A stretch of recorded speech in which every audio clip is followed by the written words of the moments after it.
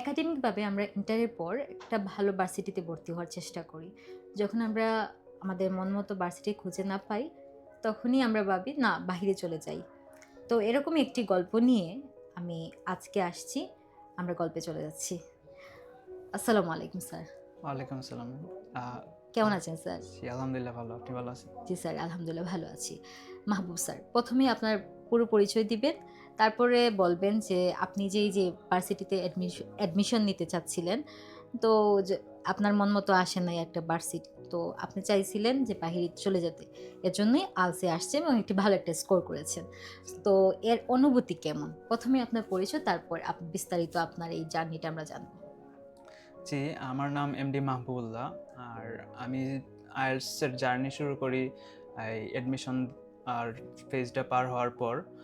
যখন আমি দেখতে শুরু করলাম যে আমার দেশের ভালো পরিস্থিতিও তেমন ভালো না, আবার ভার্সিটি যে ভালোগুলো ছিল ওইটাতে আমার ভর্তির তেমন আশা দেখতেছিলাম না। তখন অনেক ভর্তি পরীক্ষাও হুম। দিয়েছি কিন্তু হয় নাই। তখন আমি অনেক ভেবেচিন্তে দেখলাম। আর আমার প্ল্যানও ছিল যে অনার্স করার পর দেশের বাইরে যাব। তখন ভাবলাম যে না থাক, অনার্স বাইরের দেশেই দেই। এর ফলে আমি চলে আসি আইএলটিএস দেওয়ার পরিকল্পনাতে। তখন থেকে আর কি আমার জার্নি শুরু হয় আর কি। আলসার জার্নিটা শুরু হয়। স্যারের মেইন বাড়ি কোথায়? আমার বাড়ি আর কি একটা গ্রামে, ওই গ্রামের নাম টেকেরঘাট। নীলাদ্রির কথা মেবি শুনেছেন আপনারা। ওইটা সুনামগঞ্জে পড়েছে। আচ্ছা। ওইখান থেকে আমি এসএসসি দেই, ক্লাস 10 পাস করে তারপরে সিলেটে চলে আসি এইচএসসি দেওয়ার জন্য। তখন থেকে আশা ছিল যে ভালো একটা ভার্সিটি। তখন ইচ্ছা ছিল ইঞ্জিনিয়ারিং এ ভর্তি হব, কিন্তু রেজাল্ট জিপিএ 5 না আসার কারণে তা হয়ে ওঠেনি। এবং আহ, তারপর তার ফলে আমি ভার্সিটিতে আর কি অ্যাডমিশন দেওয়ার চেষ্টা করি, সেটাতেও হয় নাই হয় তেমন। নাই। পরিবার ছাড়া তো আসছেন নিশ্চয়ই। হ্যাঁ হ্যাঁ, এখানে আসছি পরে। এখানে এসে মেসে থাকছেন। জি তো স্যার, এই যে আপনার ভালো ভার্সিটিতে হয় নাই, তারপর আমাদের এখানে আসলেন, হেক্সাসে আসলেন এবং কি এটা ভালো স্কোর করতে পারলেন। তাতে আপনার পরিবার তো নিশ্চয়ই জানেন এ বিষয়ে। জি আপনার পরিবার কেমন খুশি এতে? জি, আমার পরিবার অনেক খুশি হয়েছেন। কারণ তারা যখন আমার ভার্সিটি তেমন ভালো আসে নাই, তখন তারা তেমন আশা করেন নাই আমার উপর। যখন এই রেজাল্ট আসলো, তারা একটা মোটামুটি ভালোই খুশি হয়েছে। এর এর ফলে তারা একটু আস্থা পাইছে, কারণ আমি বড় পরিবারের মধ্যে। হুম। এই কারণে রেসপন্সিবিলিটি আমার উপরেই পড়ে। তো তারা একটু ভালো খুশি হয়েছে। মানে পরিবারকে তো আপনাকেই দেখতে হবে। জি। তো পরিবারকে দেখতে হলে একটা ভালো স্কোর পেয়েছেন, বাহিরে চলে যেতেই হবে। এটা কি আপনার পরিবার তাতে কিরকম? তারা ১ম আ তো ভাবছিল আমার মতোই যে ভালো ভার্সিটিতে চান্স পাবো, তারপর ভালো কিছু করব। দেশেই করব বা বাইরেই করি। আগে দেশে ভার্সিটিতে অনার্সটা শেষ করি। কিন্তু তারা তো এটা তো প্ল্যানে ছিল না। হ্যাঁ। কারোর প্ল্যানেই ছিল না, মাথায়ও ছিল না। এর ফলে আর কি ১ম তারাও একটু ভাবতে হইছে যে কি করব। তারপরে আমি বুঝাইলাম তাদেরকে, না বাইরেই অনেক ভালো এবং সিলেটের অনেক মানুষই যাচ্ছে। এর ফলে আমিও ডিসাইড করি যে এটা করলেই ভালো হবে। তারপরে তারা এগ্রি করে আর কি। আচ্ছা, রাজি হন। আচ্ছা স্যার, এখানে আসলেন, ক্লাসে ভর্তি হলেন এবং কি ভালো একটা স্কোর করলেন। এর আগে এবং পরে, যেমন আলসে আসার আগে আপনার পরিস্থিতি এবং আসার পর যে পরিস্থিতি, এটা কেমন হয়েছে?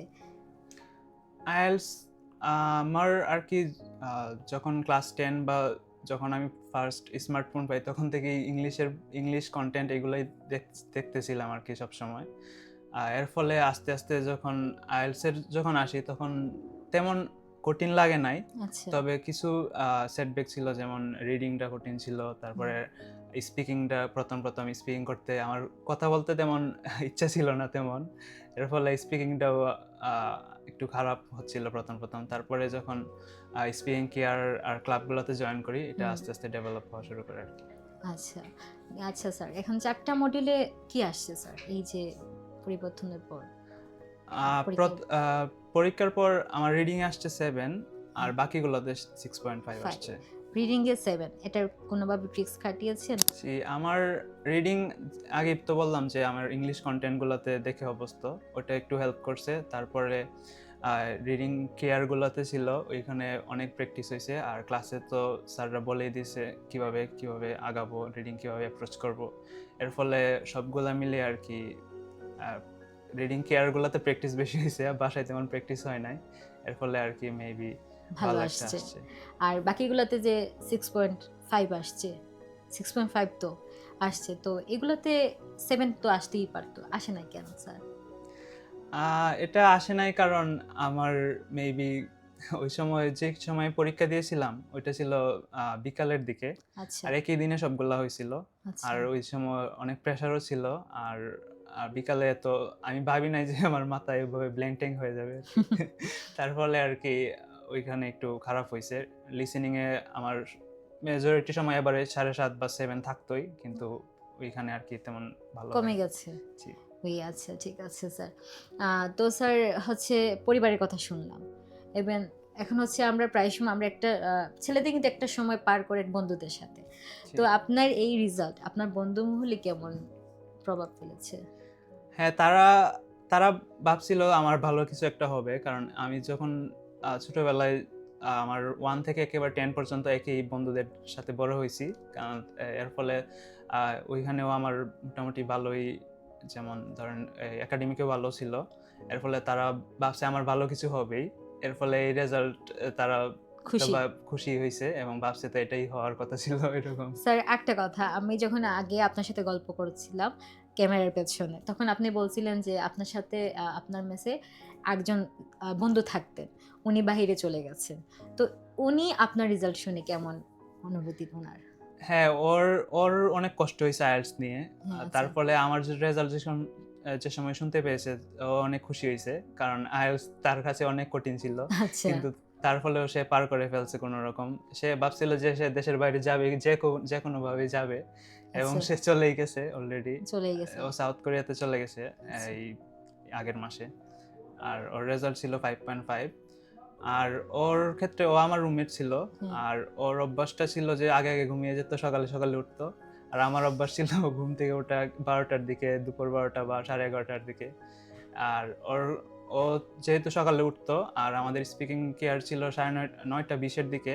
আর হুম। ও আরকি আমাকে 8:30 এরকম দিকে ঘুম থেকে উঠাইতো। অনেক এই দিক দিয়ে অনেক হেল্প করছে অনেক আরকি। হেল্প করেছে। তার মানে আপনার এই বন্ধু কিন্তু আপনাকে অনেক হেল্প করেছে। তার মানে আপনার রেজাল্টে সেও খুশি। জি। আচ্ছা, আপনার কোথায় যাওয়ার ইচ্ছে? আমার ইচ্ছা ছিল অস্ট্রেলিয়াতে যাওয়ার, কিন্তু অস্ট্রেলিয়াতে অনেক আ রিজেকশন শোনার কারণে এখন ট্রাই করতেছি নিউজিল্যান্ডের জন্য আরকি। দোয়া করি আপনার মনের ইচ্ছে পূরণ হোক। স্যার সর্বশেষ প্রশ্ন। হচ্ছে আগামীতে যারা পরীক্ষা দিবে তাদের জন্য যদি আপনি কিছু বলতেন? আমি বলব যারা আরকি আমার লেভেল বা 6.5 এও নেই এখন আপাতত, বা 6 বা আরো কম আছে, হ্যাঁ, আচ্ছা। তাদের বলব যে ইংলিশ গুলাতে নিজেকে সারাউন্ডিং করতে আরকি বেশি, বেশি। যেমন ইংলিশ কনটেন্ট বা যাই দেখুক, সবাই তো মোবাইল দেখেই। রিলস দেখে, যাই দেখে তাই দেখে। যাই দেখুক ইংলিশে দেখুক। যাই পড়ুক ইংলিশে পড়ুক। তাহলে আরকি ভালো একটা স্কোর করতে পারবে। তাদের স্কোর ভালো হবে আরকি। আচ্ছা, ঠিক আছে। ধন্যবাদ স্যার। শুনলাম আমরা একটি ভালো একটা স্কোর কিভাবে করা যায়। স্যারের কথায় যদি আমরা অনুপ্রেরণা পাই তাহলে আমরাও একটি ভালো স্কোর করতে পারি। সবাই ভালো থাকবেন। আল্লাহ হাফিজ।